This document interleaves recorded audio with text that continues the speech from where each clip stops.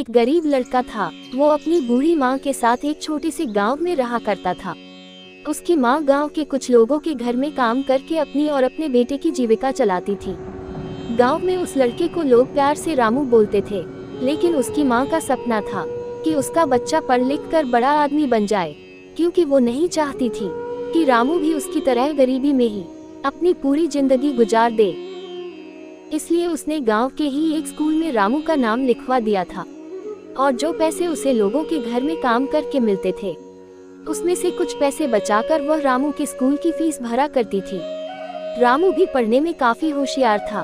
School में उसे जो भी पढ़ाया जाता था वो उसे जल्दी से समझ लेता था और याद भी कर लेता था। रामू एक बहुत ही समझदार लड़का था।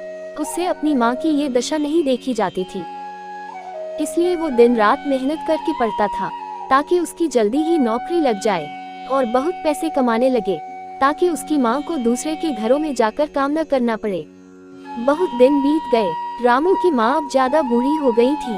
उससे अब काम नहीं हो पाता था, लेकिन समय के साथ साथ रामू भी बड़ा हो गया था। अब उसका दाखिला कॉलेज में कराना था, लेकिन उसकी माँ के पास इतने पैसे नहीं थे कि वो शहर के किसी कॉलेज में रामू का दाखिला करा सके। इसलिए अब रामू गांव में ही जमींदारों के यहाँ कुछ काम करने था और अपनी माँ की सेवा किया करता था। लेकिन उसकी माँ की हालत धीरे धीरे और भी खराब होती जा रही थी, और उन लोगों के पास इतने पैसे नहीं थे कि वे इलाज करा सके। एक दिन शाम के समय रामू गांव के एक नदी के किनारे बैठे बैठे सोच रहा था कि क्या किया जाए जिससे ढेर सारा पैसा आ जाए। उसे कुछ समझ नहीं आ रहा था कि वो करे क्या। थक हार उसने सोचा कि घर चला जाए। घर जाने की सोचकर वह वहां से उठकर चलने लगा। तभी अचानक उसके पैर के आगे कुछ पत्थर जैसी चीज पड़ी दिखी।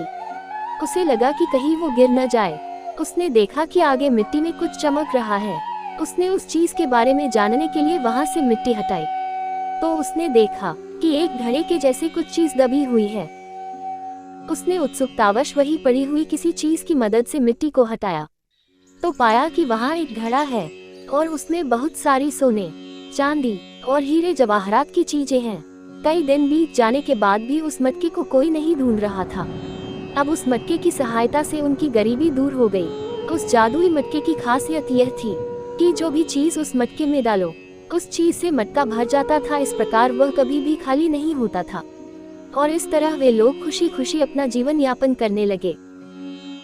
मित्रों, हमें इस कहानी से यही शिक्षा मिलती है कि यदि हम अपना कार्य मेहनत और ईमानदारी से करें, तो निश्चित ही किसी न किसी माध्यम से हमारी मदद होने लगती है, जो हमें सफलता की ओर ले जाती है।